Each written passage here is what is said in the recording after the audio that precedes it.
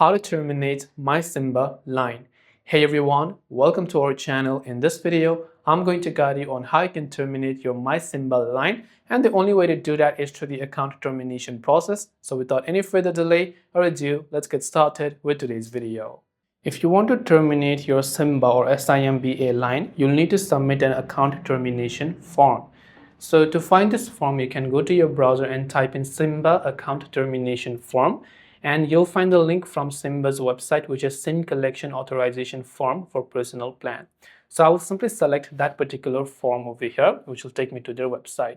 So here you can see different type of option. You can also see this account termination request. It says kindly complete this form.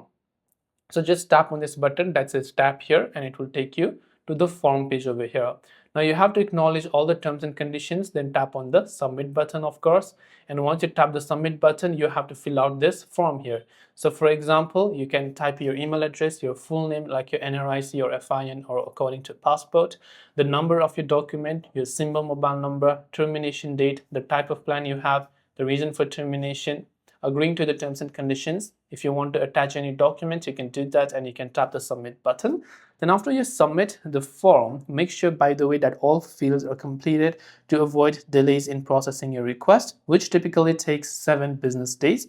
If you intend to port out your number to another provider, you should not submit a termination request with Simba, but instead contact your desired service provider.